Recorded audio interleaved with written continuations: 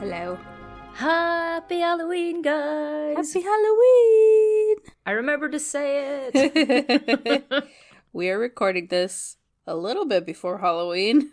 In my time, my husband has just broken his arm. You guys will probably have heard a little bit about that in his episode, which was the last episode. It's like every other sentence. He's like, yeah, back when I broke my arm. Yeah, I remember when I broke my arm. So he's in a terrible mood upstairs watching YouTube videos on how to sleep with a broken arm. Oh my goodness. I just had to bring him an ice pack and some ice cream before Emily and I started recording. I also have to state the fact that he fell and broke his arm because he was wearing Crocs.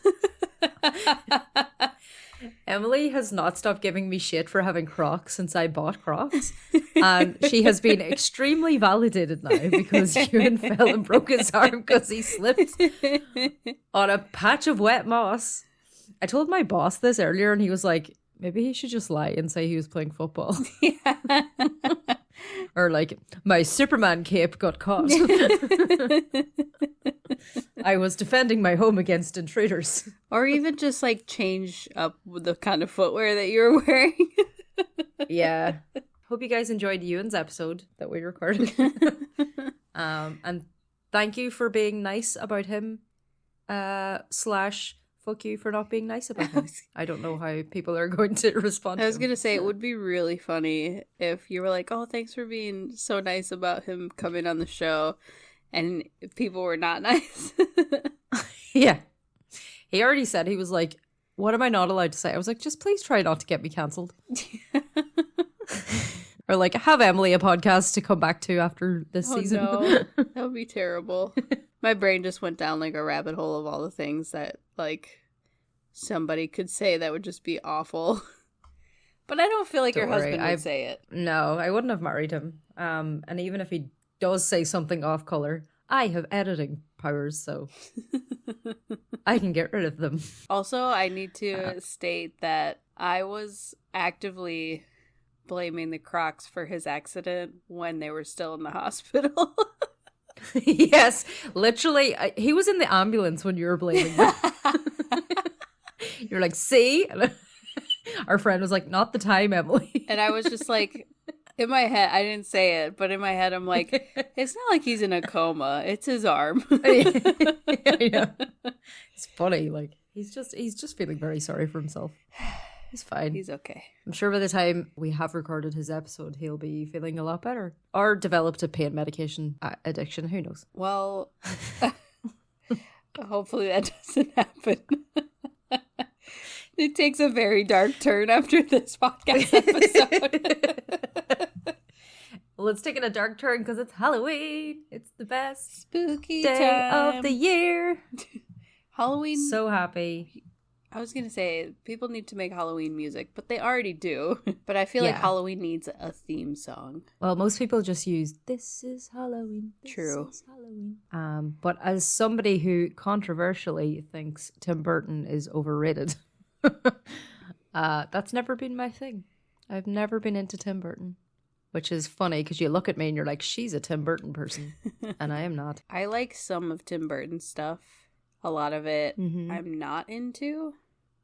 But yeah, I was like the weird kid who liked The Nightmare Before Christmas when I was like 4 years old.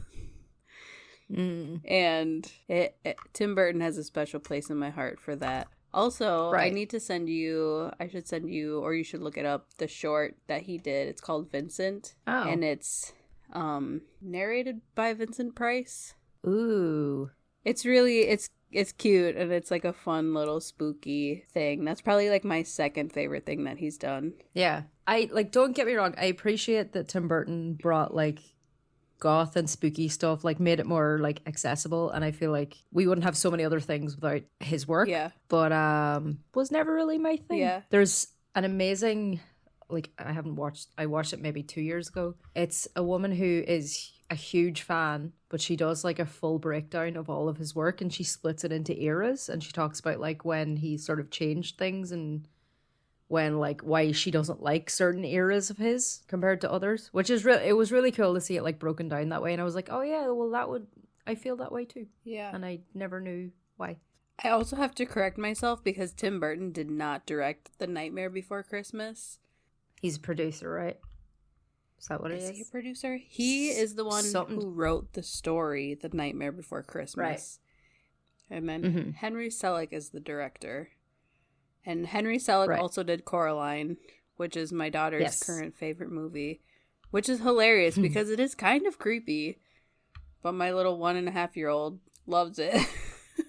Oh, your daughter likes the spooky, creepy stuff? Yeah, I hope... Color me shocked. I hope it stays that way. But if it doesn't, I will still accept her, I guess. She might come back to it in her teens. Yeah. If it ever leaves. Who knows? Who knows who she'll be? Yeah. We'll see. Just start planting some Emily the Strange merch around there. Yeah. She'll be like, it's mommy. She has a couple of her favorite stuffed animals are bats. So, also exciting. Job done. Job done. You've done well. Bravo to you. Anywho, yes. This is going up on Halloween. So, as always, we do some spooky, darker death-themed stuff. And this episode is about Psychompomps. Qu'est-ce que c'est? I could not resist doing that. Anyway. So, Psychompomps, I have to admit, is a new word for me. Yeah, I don't even know what it is. We'll get into it. Tell me right now. We have to give a shout out to Tony, who is one of our big cheerleaders, because I put a little general on our Discord, which anybody can ask to join. That's completely fine. It's always linked in our descriptions. Asked our Discord if there was anything that people thought that we should cover or that we might like to cover. So Tony asked if we could talk about the Grim Reaper, which you will have already had your Grim Reaper Pine Cones episode. Hope you enjoyed it. It was amazing. I'm so good. Tony requested Grim Reaper, and that threw me down a rabbit hole of Psychompomps, because I didn't know there was a name for what the Grim Reaper technically is. That's so funny that the Grim Reaper falls under a category, and it's not just a standalone thing. Right? Yeah. There are other versions in cultures that are like share characteristics, and as we're always saying, like folklore travels across distances, and it gets adapted and changed depending on the culture.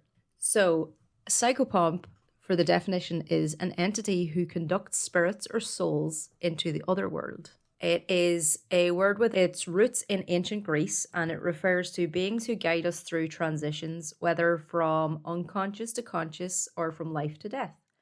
These figures are often tricksters, healers, midwives, or shapeshifters, and they cross borders between worlds. They are a guide who helps souls travel from the world of the living to the afterlife, but crucially, they do not control death itself. So that is a big distinction to make. I love that the Grim Reaper and a midwife are like the same person. Yeah, they're like not bookends. The same person, but yeah. Yeah. That's too funny. Two halves of the same whole, yeah. So yeah, they're the ones who ensure that the soul reaches their destination safely. On the other hand, a death deity has direct control and decision-making powers over life and death. They often rule or decide the fate of souls. Another point of death deities is they usually govern the realm of the dead. So they're usually like hot shit, king shit. They're like Hades or something like that. Yes. Okay. So just some bullet points. Psychopomps are generally, but not always, adept at guiding others through transformative experiences such as death, compassionate, non-judgmental, and friendly. They're experienced border crossers and walkers between the worlds. They are tricksters who will do whatever is required to achieve their goals. They can be shapeshifters who change their appearance to match the setting and the times. They are arbiters of change for individuals and the culture. And they are usually magical beings who can facilitate healing in unexpected ways. I thrive when you give me examples. I always need examples of things because I'm like, okay, conceptually, I'm sort of getting it, but like, make it real for me. So yeah, I'm in the same boat. Yeah, I don't know what kind of learner that is. Is it visual? I'm sure there's some sort of name to it. Probably. I don't know. Yeah. Yeah. It's like, I swear we've talked about it on the podcast before, and I think tons of people feel this way, but like if you read me the rules to a game, I don't get it. Yeah. You learn by example. Yeah. Practical. So the examples are, we'll go to Egypt for it. Okay. So we have Osiris and Anubis. Osiris was the god who ruled over death and the afterlife, while Anubis served as a psychopomp, guiding souls to their final judgment. Osiris represented death, resurrection, and the cycle of the Nile floods, which were essential for farming. According to myth, Osiris was killed by his brother Set, but was brought back to life for a while by his wife and sister, Isis. We mentioned Isis in the Harpies episode. Isis keeps coming up for us. She's on my necklace. Yeah. It's unfortunate that she shares a name with a terrorist organization because she's pretty cool. Terrorists ruin everything once again. What a controversial statement. Terrorism ruins the party. Osiris could not stay in the land of the living, which is why he became the ruler of the underworld. The rules of his governance were: to enter the underworld, the body needed to be preserved, which led to the practice of mummification. The deceased also had to be judged as righteous by the 42 gods in the Hall of Judgment. Each god was asked a question, and the deceased had to answer truthfully with no. The process was called the negative confession, because they had to say no. In the Osiris myth, Anubis is the one who embalmed and wrapped Osiris's body, which made him the god of embalmers. What is interesting is about Anubis is that Osiris basically put him out of a job. Anubis used to be the main god of the dead. He is often shown with the head of a jackal, and he was important to those who practiced necromancy and magic. He was called upon in spells to summon spirits, ancestors, or gods from the otherworld. Anubis is most famous for overseeing the weighing of the heart ceremony. So, in that ceremony, the heart of the deceased was weighed against the feather of Mat, the goddess of truth and justice. If the heart was lighter, the person could enter into the afterlife. If it was heavier, they faced punishment. And this is where we're going to transition into a folktale. Also, I didn't want to interrupt what you were saying, but it was funny because like we in the US say embalm, like more with the L in there. Mm-hmm. And the way you said when I said bam? Yeah, embalm. I was like, what is that? So, wait a minute.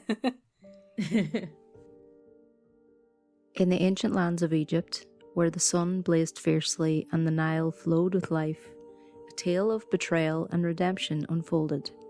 A tale of Anubis, the jackal-headed guardian of the afterlife. After the treacherous murder of Osiris, noble god of the underworld, by his envious brother Set, chaos reigned. His devoted wife, Isis, embarked on a perilous journey to find Osiris's dismembered body, and during her quest, she uncovered a hidden secret. Her sister, Nephthys, had birthed a child with Osiris, a child abandoned in fear of Set's wrath. With the heart of a mother, Isis rescued the forsaken infant, naming him Anubis. Raised under her nurturing gaze, Anubis grew into a loyal protector, destined for greatness. When Osiris's body was finally recovered, it lay in ruins, and the sun god Ra called upon Anubis to assist in a sacred rite, the embalming of Osiris. With the help of Horus and Thoth, Anubis wrapped the god's body in linen, performing the mystical opening of the mouth ceremony to ensure that Osiris would see and hear in the afterlife, even as Set plotted to destroy his brother's body for good. Cunning and relentless, Set transformed into a shadow, stealing Osiris's body from the sacred Wabbit, the place of embalming. But Anubis, vigilant and swift, pursued the thief, undeterred by Set's transformations into a bull and a great cat. Time and time again, Anubis outsmarted his uncle, punishing him for his treachery, branding him for his sins, and imprisoning him in Saka. Yet Set's malice knew no bounds. Each time he escaped, he returned to seek vengeance. At last, Anubis, fueled by righteous fury, confronted Set one final time. He captured him, flayed his skin, and donned the hide as a symbol of victory.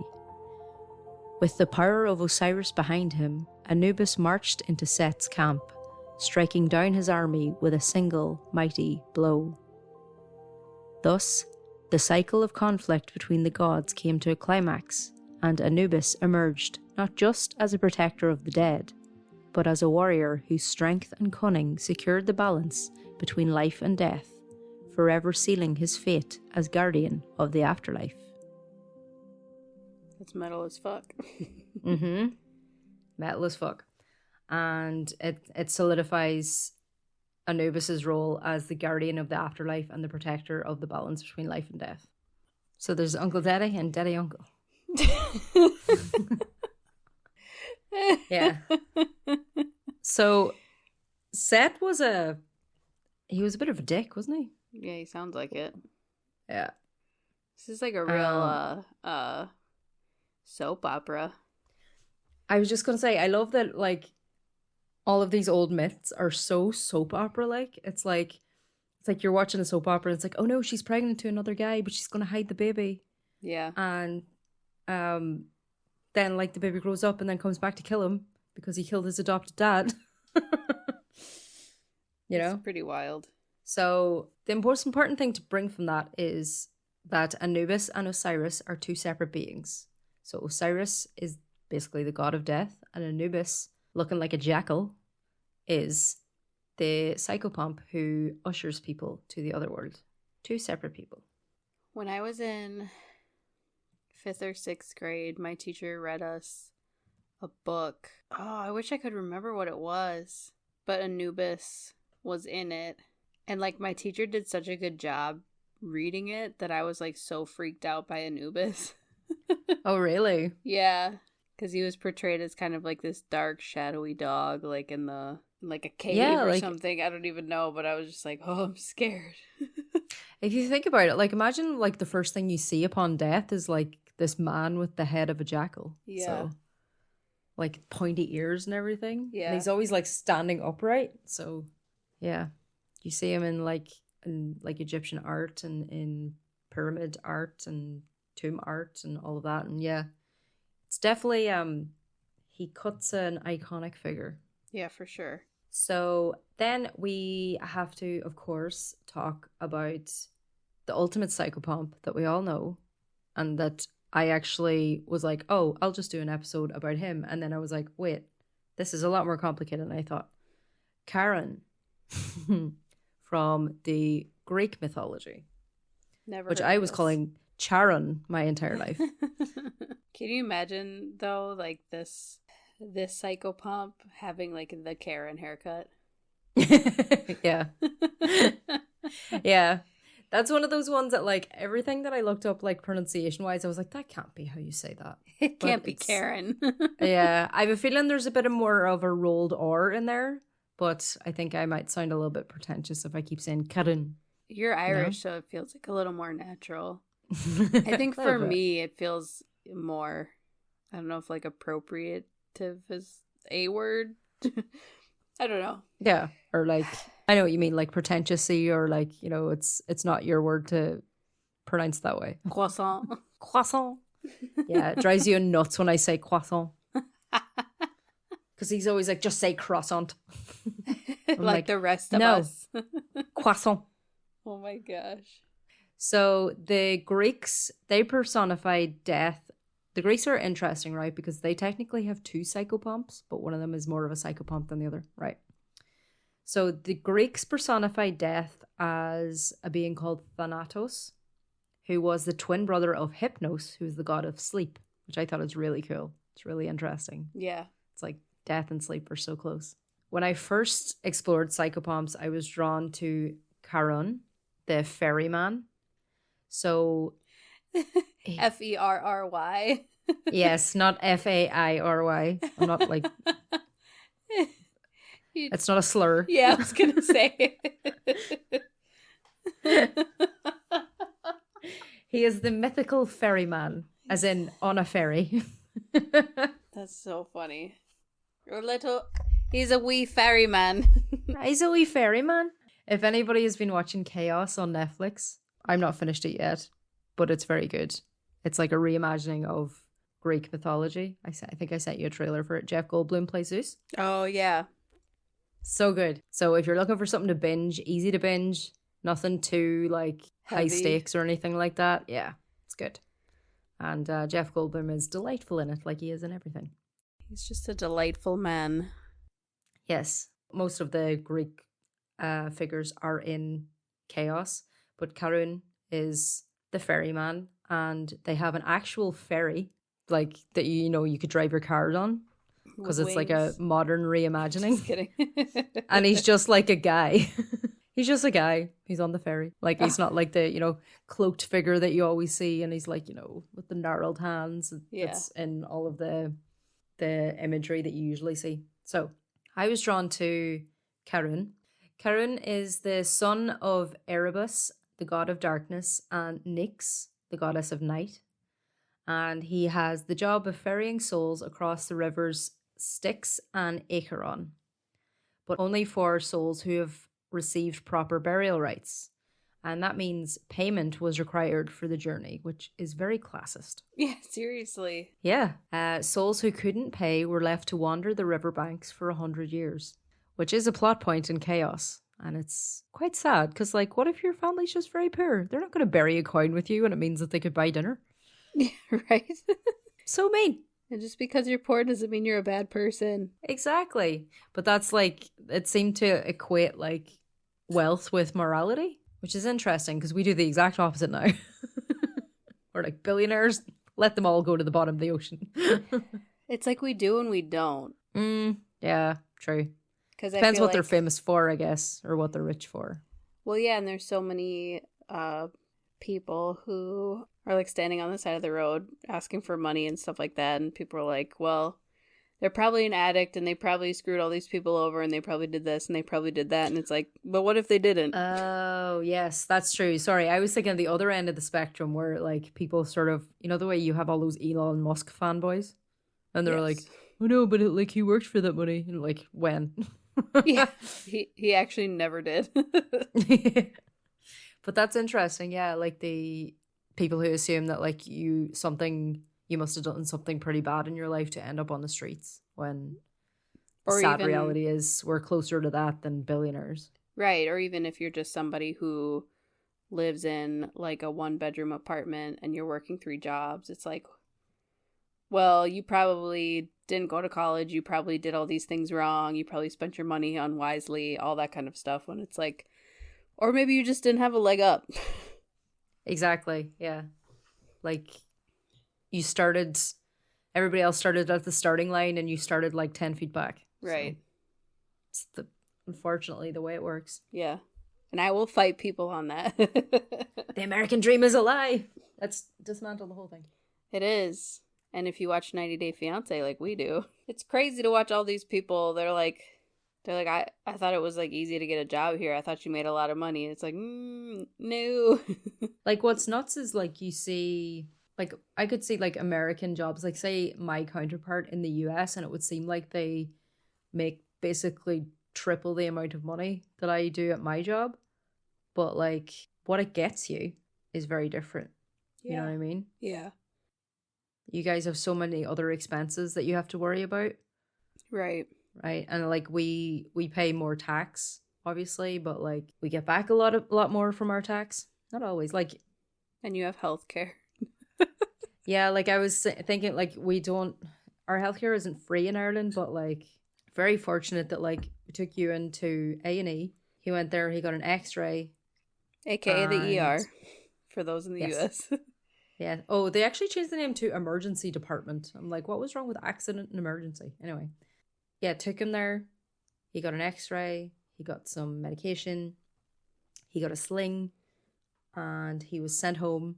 And we just checked because there's a fee you have to pay. Yeah. And we checked on the way out, and they were like, "Oh, we'll send you a bill for €100." That's it. Oh my Which goodness. is like, there's still people who complain about that here, but I'm like, do you know what the alternative is?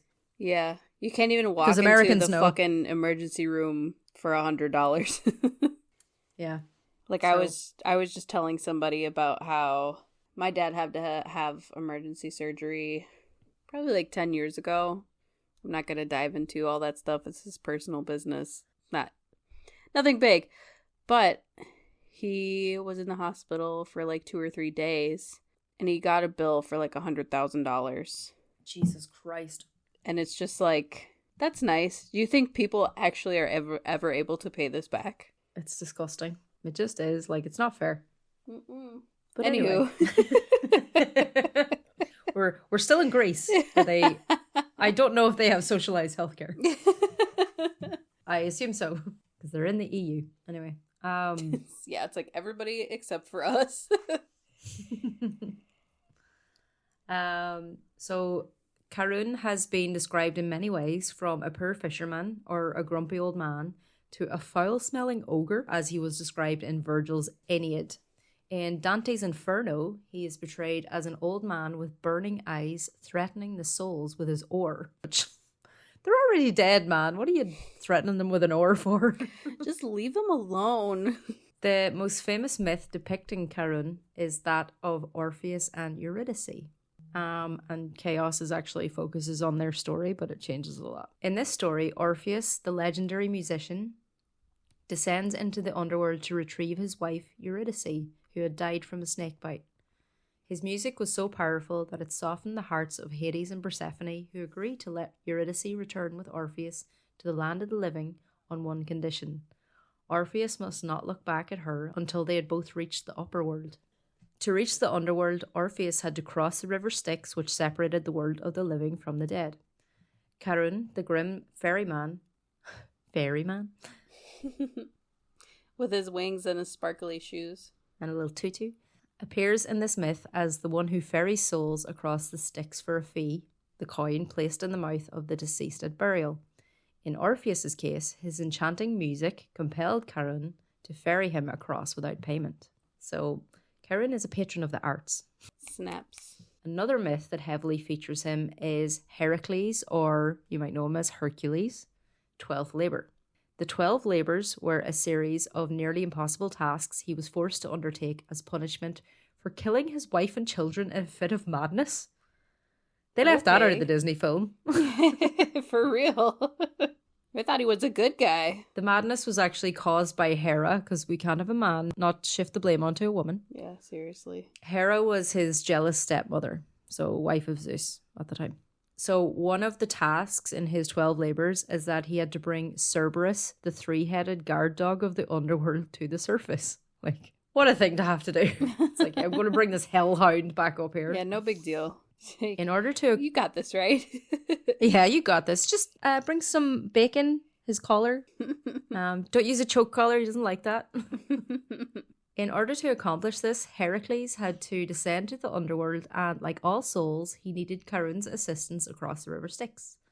However, Charon traditionally only ferries the dead, and Heracles, being very much alive, posed a problem. Initially, Charon refused to carry him across, but Heracles, known for his immense strength and courage, intimidated Charon into transporting him to the other side. So he was like, bitch. He just held up his fist and he was like, bitch if you don't. As a result of helping Heracles, Charon was later punished by Hades, which seems a bit mean. He was threatened. It's not his fault. Showing the strictness of the underworld's rules regarding life and death. But it's like, I feel like Heracles gets other people in trouble a lot.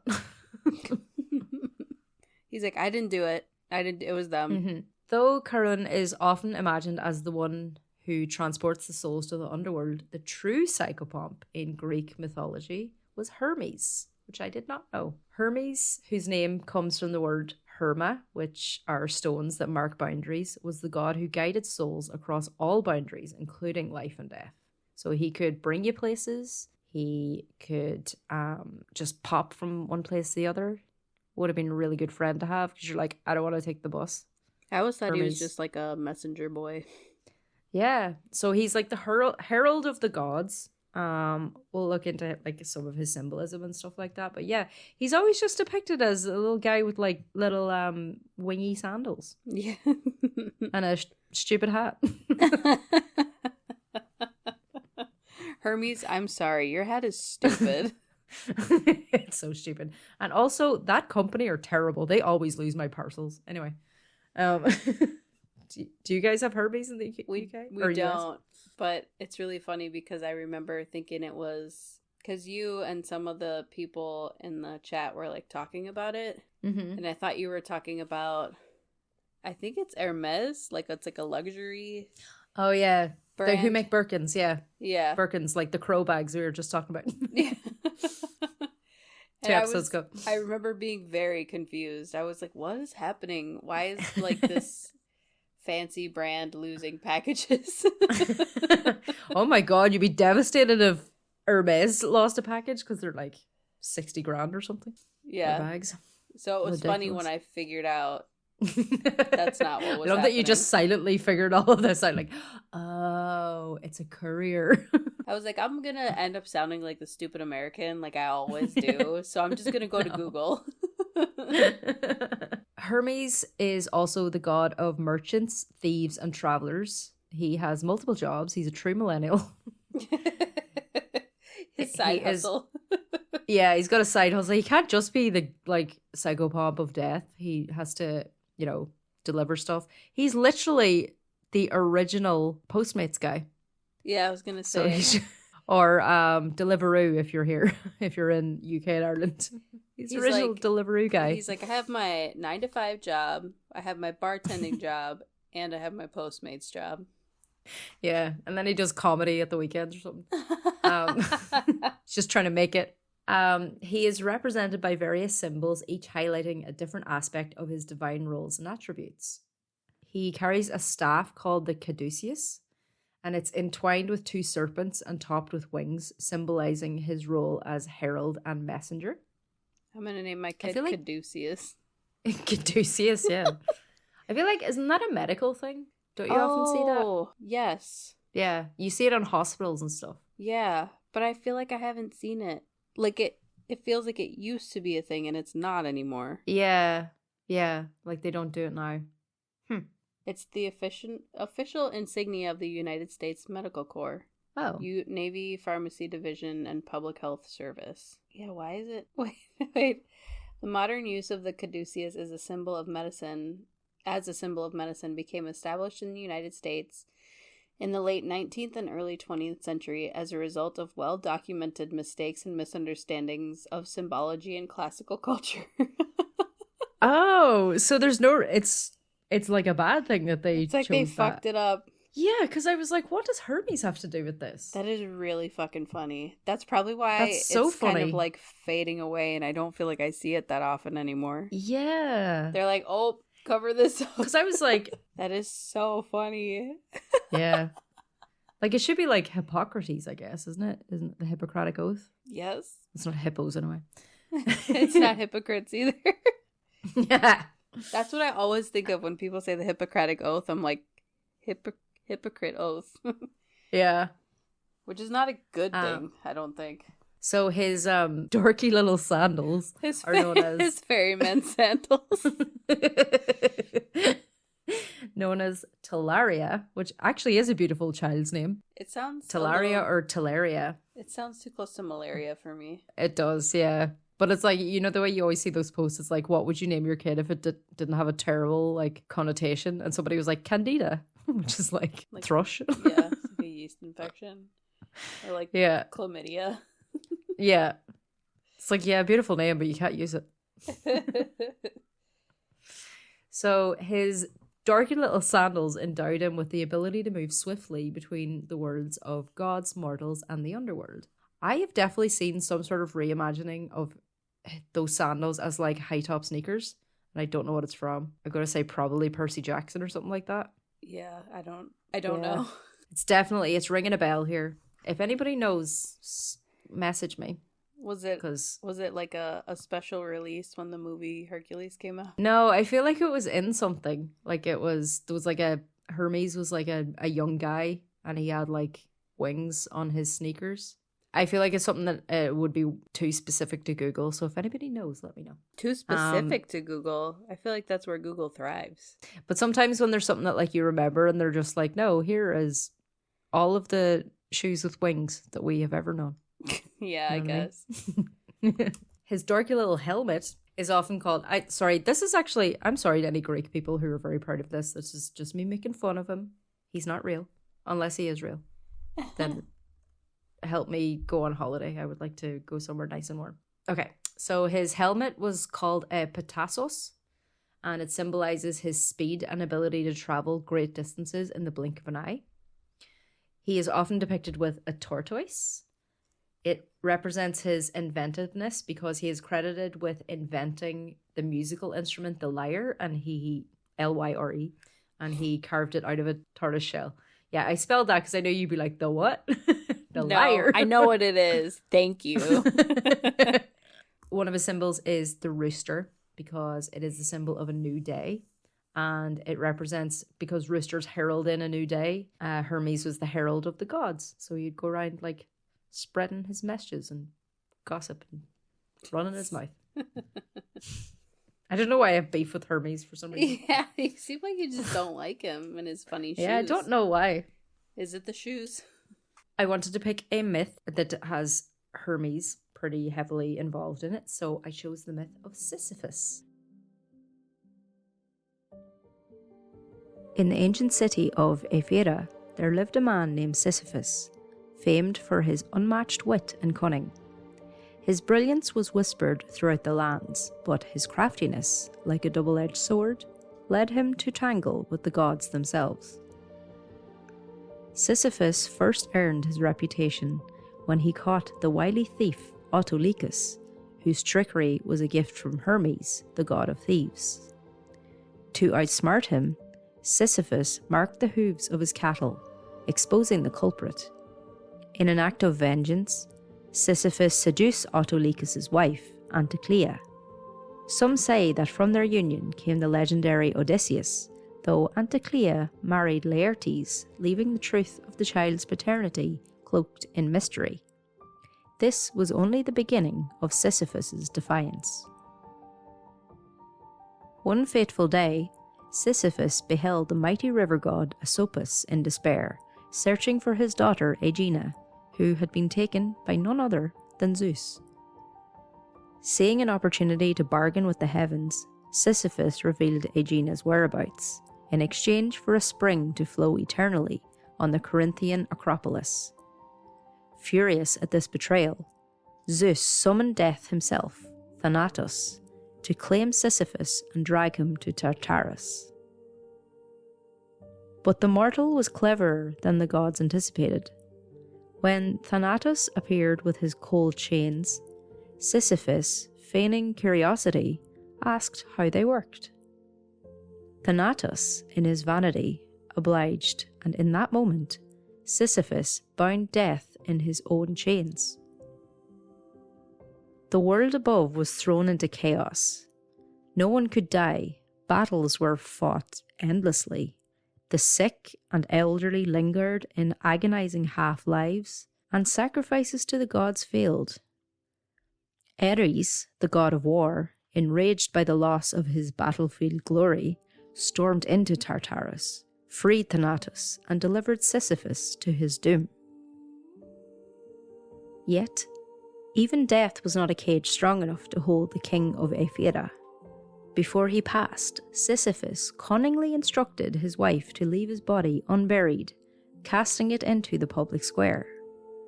Once his soul reached the shores of the Styx, Sisyphus feigned indignation before Persephone, queen of the underworld, lamenting his wife's disrespectful act. With tears and protest, he convinced her to allow him to return to the living world, under the guise of correcting his wife's error. Freed from Death's grip once more, Sisyphus returned to life and scolded his wife for her apparent betrayal. But as the days passed, the god Hermes, ever watchful, grew impatient. He descended from Olympus, his golden sandals whispering against the earth, and found Sisyphus revelling in the world of the living. Hermes seized him, and with a firm but silent hand, dragged him back to the underworld, where he could cheat Death no longer. For this repeated insolence, Zeus sentenced Sisyphus to an eternal punishment. Deep in Tartarus, Sisyphus was condemned to roll a heavy boulder up a steep hill. Each time he neared the summit, the boulder would slip from his grasp and tumble back down to the foot of the hill, forcing Sisyphus to begin his toil anew. His cleverness, once his greatest strength, now became the root of his everlasting torment. And so, day after day, beneath the watchful eyes of Thanatos and Hades, Sisyphus laboured endlessly, a symbol of fruitless effort. His punishment became a warning to all mortals. Even the cleverest among men could not outwit the gods forever. And in the depths of the underworld, where souls wander like forgotten whispers, Sisyphus still pushes his boulder, trapped in a Sisyphean task that has no end.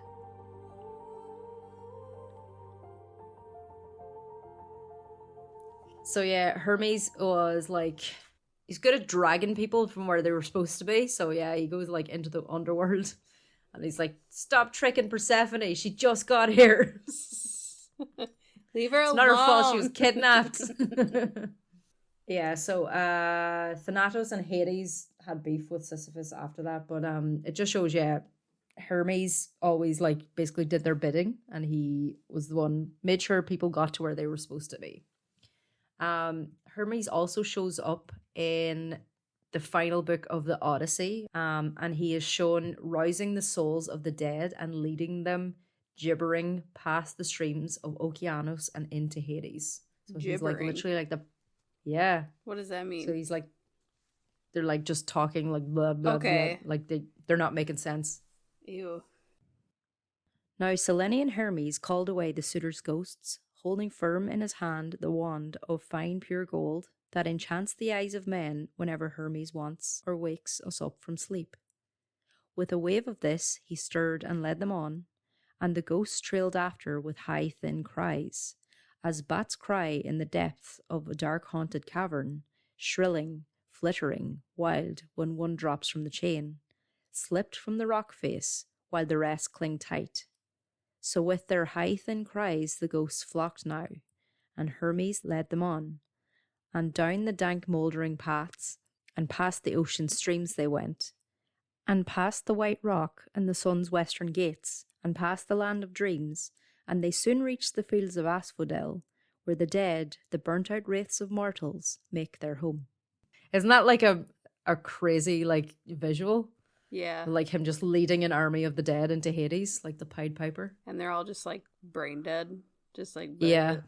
Like zombies. Yeah. Yeah. It's cute when my daughter does it. Yeah. She has her own little language and it's so precious because she'll just be like looking at you like you should know what she's saying. She's like, and I'm like, yeah. She's like, other people understand you when you talk. Yeah. Why don't you understand me? Her favorite word though is apple. She can let you know when she wants an apple. She knows what she wants. Yeah. I respect that. And she's food motivated. I also respect that too. Yeah. The other day she like went to the our kitchen is blocked off with a gate because there's just like the dog food is in there and there's just too much stuff in there where it's like just don't let her in. Yeah. And she like went to the gate and she was pointing right at where like the apples are on the counter. And she's like, apple, apple, apple. And I'm like, okay, I'll get you an apple. She's like, I'm saying it. Yeah. Hello. You tried for so long to get me to talk. Come on. Yeah. And her other favorite word is help. Oh. She's a help. She's precious. So we then travel to the Celtic nations. Your people. My people. There are two Psychompomps. I didn't want to go into the Morrigan again because she's technically a goddess of death. Even though she does do a lot of the same sort of things that the Valkyries do. So but we love her. And we've already covered her, but we love her. Yeah, she's our forever girl. Shout out to the Morgan. But we have another Celtic goddess, Epona, who Emily has mentioned, I think, briefly before. She is the Celtic goddess associated with horses and fertility. She also embodies the characteristics of a psychopomp because she guides souls in their transition from life to the afterlife. She's revered for her protective nature, She is often linked to the symbolism of horses, which serve as powerful facilitators of movement and transformation, which that's all the aspects of Psychompomps. In various myths, she is depicted leading spirits to the otherworld, ensuring their safe passage and providing comfort during their journey. So I feel like I would like to be greeted by Epona and brought into the afterlife. She seems like the nurturing. She's like who you would want to meet, not fucking old ogre man Charon there. Yeah. Or Hermes, dorky Hermes. Here comes the Hermes hate. Okay. Her worship, which included rituals aimed at invoking her blessings, reflects the belief that she nurtures not only life but also the cyclical nature of existence, encompassing both birth and death. As a guardian of the deceased, Epona's dual role as a goddess of fertility and as a psychopomp highlights the interconnectedness of life and death in Celtic spirituality. So she's one of those bookend deities. Like she's there with you the whole time. She's there when you enter life, she's there when you leave it, and she'll make sure you have some nice horses while you're here. What else could you want? One would always like a nice horse. For Welsh people, there is the Celtic figure Gwyn ap Nudd, sort of like Odin, and we did cover the Wild Hunt in one of our Christmassy episodes before.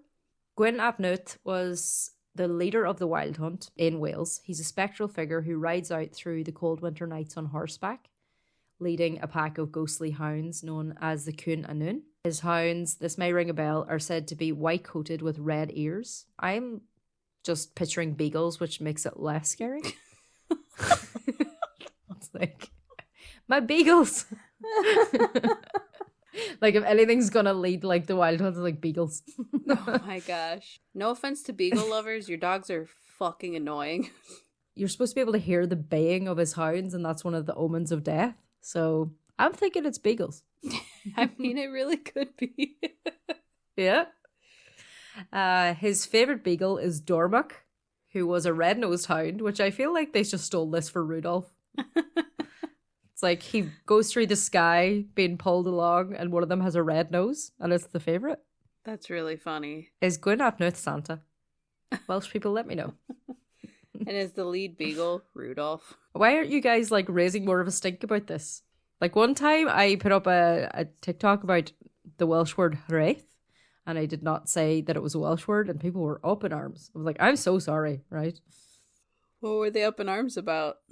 It wasn't that I didn't say it was a Welsh word, it's that so wraith basically means homesickness or longing for your home or like the comfort of home and all of that. Yeah.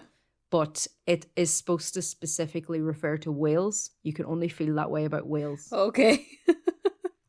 Apparently. Sorry, Wales. Of all the things to be very hyper specific about. Oh no, sorry, you can't feel that because your home is not Wales. Yeah, you're not Welsh. You don't know what that means. But I get where they're coming from. Like, it was originally written specifically about somebody missing Wales. Yeah. And it was that feeling. But then it's sort of been co-opted to mean like a greater sense of homesickness. Yeah. So yeah, they're not happy about it. Welsh people don't share. The Welsh have been angered. Gwyn chases the souls of the dead, and in Welsh folklore, as I said, to hear the baying of his hounds was a dreadful omen, a sign that death was near for someone in the family, kind of banshee-ish. Some traditions speak of his chief huntsman, Iolo ap Hugh, who every Halloween could be found cheering the Cún a Nún as they raced over the mountain of Cotterell. Each year on Baltina, Gwyn battles Gwythyr ap Graidwell, I really hope I'm saying that right, for the hand of Creiddlad, who, along with some tales, may even be his sister, because it wouldn't be a myth if there wasn't some random incest. His presence also appears in Arthurian legend, where he aids King Arthur in the legendary hunt for the Turk Troith in Killock and Olwen, which we covered in our Mabon episode last year. In the poem Mi Awum, he helps Gidno Garanhir and identifies himself as Death. The association made him known in later traditions as the Welsh Angel of Death, sometimes called Gwyn the Hunter. He has also been linked then to Herne the Hunter in other myths. His sacred role was to escort newly departed souls from the world of the living to the afterlife, A fierce and skilled warrior, he is shrouded in mystery, forever gathering the souls of fallen British warriors from the battlefield and carrying them to their final rest. I was there where the warriors of Britain were slain. From the east to the north, I live on, there in the grave. I was there when the warriors of Britain were slain. From the east to the north, I live on, they are dead. So yeah, that's him identifying himself. Like, he just lives through every battle, and he's the one who is tasked with bringing everyone to the afterlife, which is kind of sad. It's depressing. It's kind of tragic, isn't it? It's kind of like I don't remember if it was like an article I read or what it was, but it was a man who had lived to be, he was like over 100, and they were asking him like, wow, like that's so cool, it's such an achievement, and blah blah blah, and he was like, it's actually really sad, like my friends are dead, some of my kids are dead, basically everybody's dead, and I'm just here. It's like, yeah, that is kind of sad. It's like I always say, like, the one thing I love apocalypse movies, but I do not want to live that much. I would not want to outlive like my friends and family. Yeah, it's like if everybody's going, I'm going too. Yeah, I'm in that first wave. Just bite me.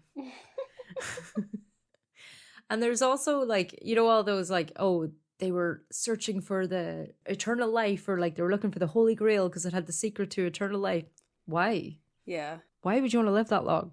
Yeah, it's like it sounds good if you could keep existing in like the current state that you're in, but that's not what it is. Yeah, and people look for eternal life, but they don't seem to look for eternal health. For sure. Which is like, can you imagine being like 150 years old? You would not be doing good, bruv. Looking like the Crypt Keeper. Yeah. If my lower back is already killing me at 35, I don't have long for this world. I don't want to be 150. My lower back is killing me. It just makes me think of What We Do in the Shadows. Yeah. The episode where that old lady is like, oh, you said you'd turn me into a vampire. And she's like, but you'd say a vampire like this like 89-year-old self that you are now. Was that the one that like Nadia was basically terrorizing her from when she was a little girl? Yeah. Well, because the old lady had taken her, like had something of hers. Yeah. So funny. It's just so funny. Can you imagine like just showing up in this little girl's room at night just to terrify her? Oh, I love that show so much. And it's also a good Halloween tradition of ours. We always have to mention it. I think we mention it in most episodes anyway. I don't think it always has to be Halloween. Yeah, it's been a while though. Gwyn is also sort of seen as the Welsh version, or he's identified with Finn McCool, because that's like the Irish legendary hero. Both names mean white, fair, or blessed. Both are leaders of a wild hunt. So Finn was the leader of the Fianna. I'll do like a episode on Finn McCool like properly, because I feel like I've talked around him a little bit and Cuchulainn and stuff, but he needs a dedicated proper episode. Both of them battle for the daughter of the king. Both have spectral hounds. And Gwyn, another name for Gwyn's hounds are the Gabriel hounds. We love Norse mythology, so we have to talk about the Valkyries. Aren't they? Isn't it pronounced Valkyries? See, I don't know. I did look this up. I was like to Ewan, is it Valkyries or Valkyries? And he was like, I would say Valkyrie. And I was like, right. And then I looked up how Swedish and Icelandic people say, and they seem to say Valkyrie. Okay. So I don't know. I'm probably going to switch between both, like data and data. Just in case. One of them's got to be right, so. One of them's got to be right, yeah. So, as we talked about in our one of our Yule episodes, there's a few callbacks in this one. In Norse mythology, the Valkyries were beautiful young women who served both as Odin's messengers and as escorts to the souls of warriors killed in battle. In fact, their very name means choosers of the slain. During battle, they would ride upon winged horses and, surveying the field, select brave warriors to die. Then they would transport these... That's another, like, I feel like that visual, I have not seen that in a movie or anything, but, like, that would just look so cool. Can you imagine, like, these beautiful women just, like, on horses, like, flying over a battlefield, just, like, pointing? Like, and that would be so cool. And that one. That one. He's cute. Save him. He's hot. Let that one go. He groped me. In fact, torture that one. Yeah. Make it slow. They would then transport the souls to Valhalla, Odin's Hall. The Valkyries' role in ferrying the dead can be seen in stories and poems such as Helga Vida Hudingsbana, The Lay of Helgi Hundingsbane, where they are depicted choosing and guiding fallen heroes. Long ago, in a time when gods and men mingled and destiny was woven by the hands of the Nornir, a boy was born to Borghildur and Sigmundur. His birth was a moment of great promise, marked by signs from the heavens and the blessings of the Nornir, who spun the threads of his fate. Even the ravens, messengers of the gods, took joy in the newborn's arrival, knowing that his child, who stood in armour on his first day of life, was destined for greatness.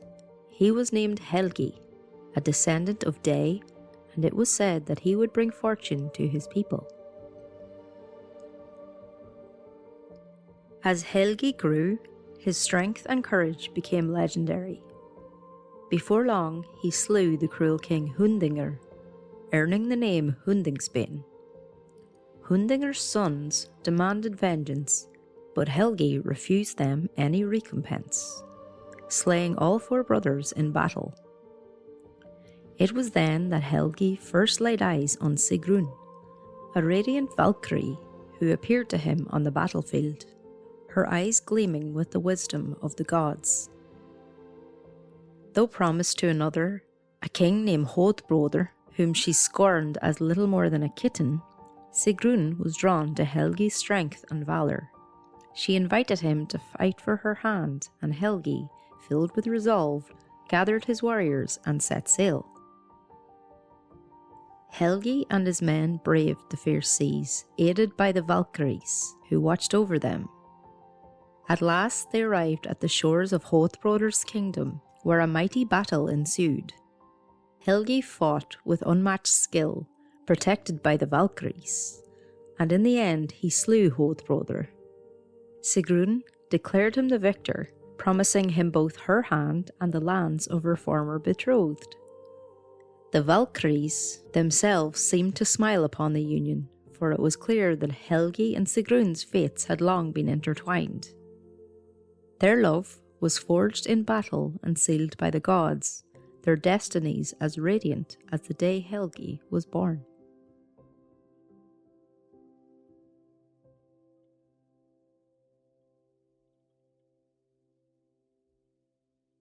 No, let's not go on dates. You got to fight this guy for me. It's like Scott Pilgrim. Don't take me out to dinner. I have something else I need you to do. Yeah, I need you to knock lumps out of this fella. And that's how you win a Valkyrie.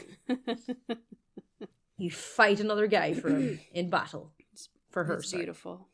Isn't it beautiful? What a haunting love story for the ages. It's like, we're going to beat these guys and fight them on a field. It's going to be great. And then you and I can get married. And then we move over to Islam for our next psychopomp. Azrael is the Islamic angel of death. There's some amazing folklore around Azrael, or symbolism around him. He's the Islamic angel of death who sometimes appears as a horrifying spirit with eyes and tongues covering his entire body. So we have a first for Rowan and Pine. We have our first biblically accurate angel. Oh my god! Yay! I feel like we're always sharing memes and making jokes about biblically accurate angels, but this is our first actual one.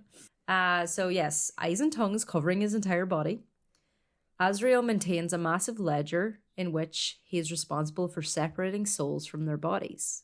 He is one of the 4 archangels and serves as the counterpart to the Judeo-Christian angel of death. Azrael is said to be of immense cosmic size, with 4,000 wings and as many eyes and tongues as there are living people. That's intense. That cosmic size line just reminds me of Aladdin. Phenomenal cosmic power. The genie keeps saying it. Itty bitty living space. He stands with one foot in the heavens and the other on the razor-sharp bridge that divides paradise from hell. Yikes. Yes. Isn't this metal as fuck? It is. Yeah.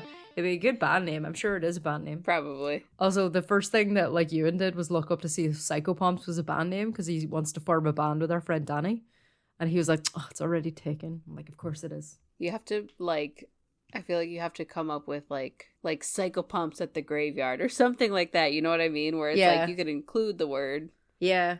Like I don't know if we said this would be a good name or if this was a name that we saw, but it was like Charon and the Psychompomps. Yeah. It's like sounds like a rockabilly band. It or does. A psychobilly band. Before humanity was created, Azrael was the only angel brave enough to descend to earth and face Iblis, the devil, in order to gather the materials needed for God to create man. For this courageous act, he was made the angel of death, given a divine register that lists all of mankind. The names of the blessed appear circled in light, while those of the damned are marked in darkness. Like bad Santa. I feel like the movie, or I love that movie. Grandma, are you spry? It's so stupidly funny. Yeah. We're also seeing from this list that Santa is an amalgamation of Psychompomps because he's got his beagle and his naughty list. He's got his Rudolph beagle. Okay. Azrael does not know the exact moment of a person's death until a leaf falls from the tree beneath God's throne, bearing the individual's name. Once that sign is given, he has 40 days to separate the body from the soul, fulfilling his solemn duty. What is up with all the 40 days stuff?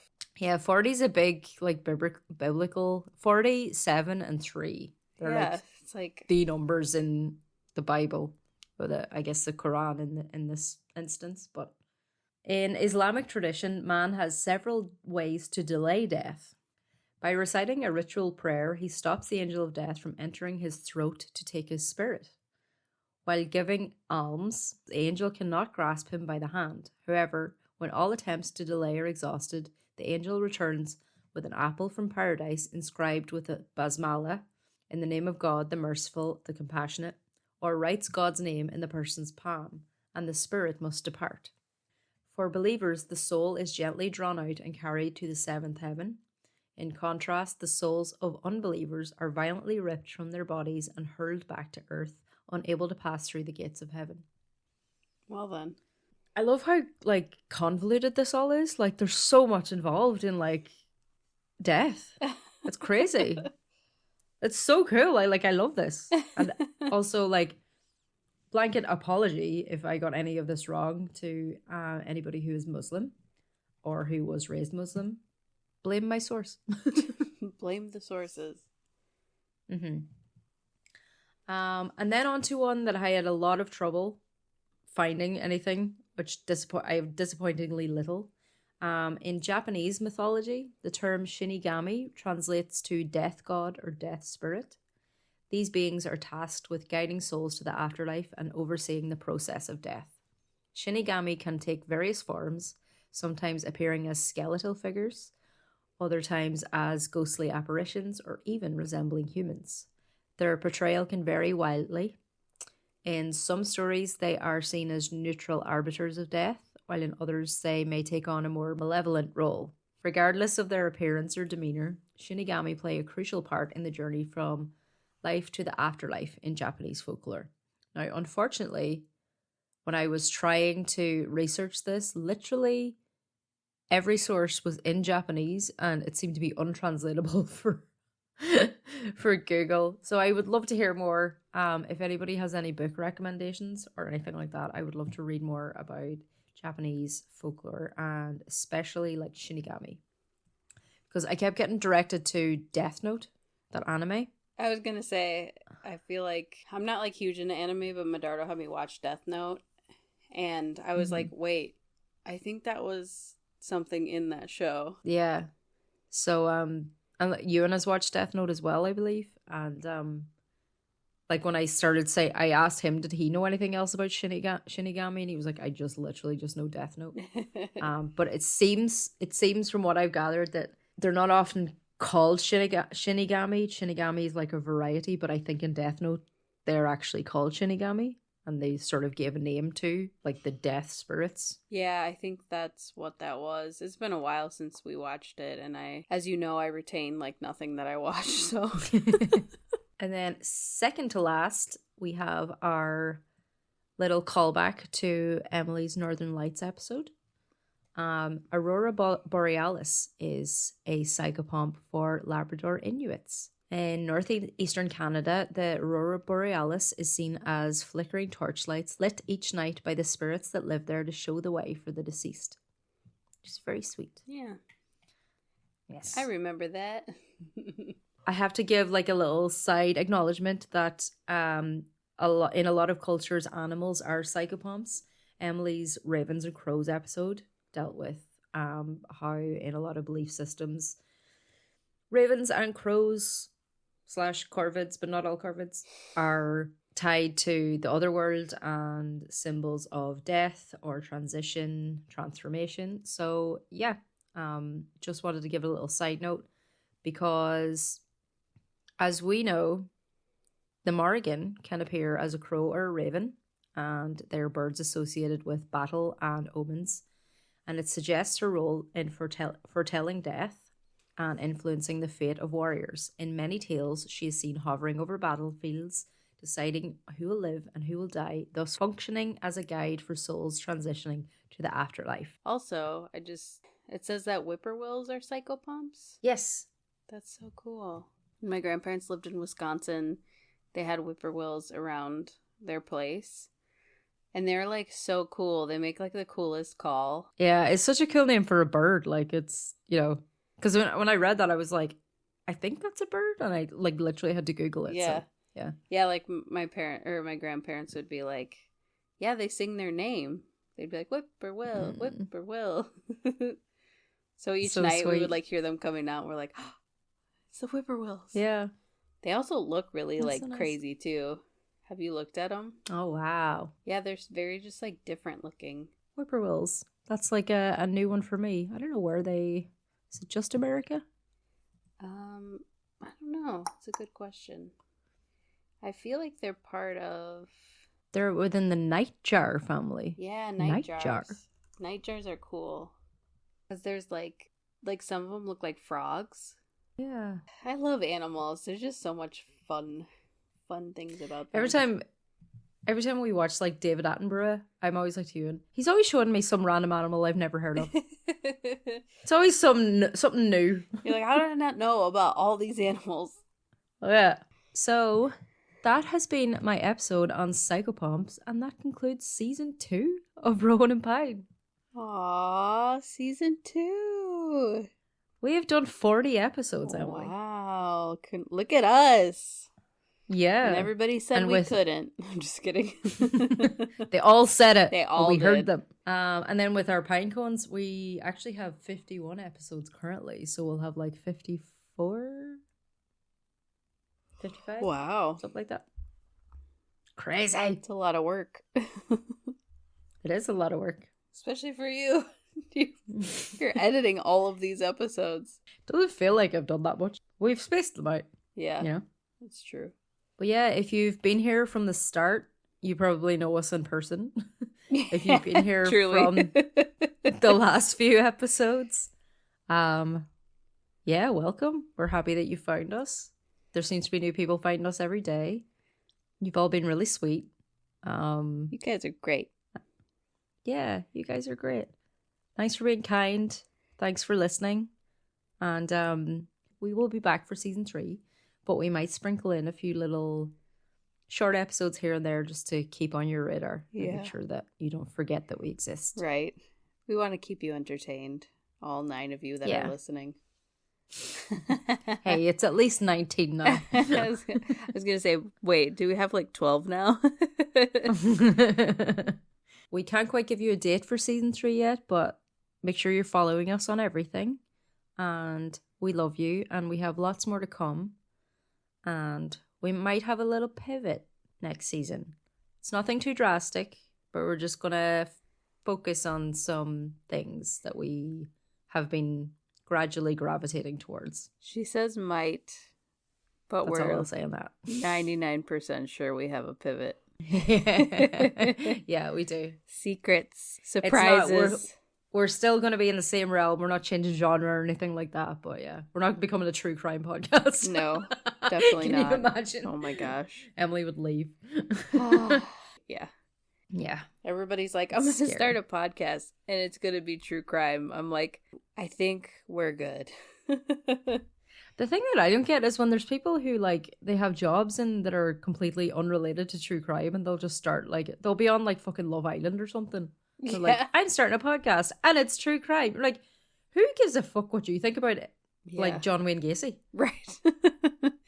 And can you tell us anything new? Because everybody has said it hundreds of thousands of times at this point. Exactly.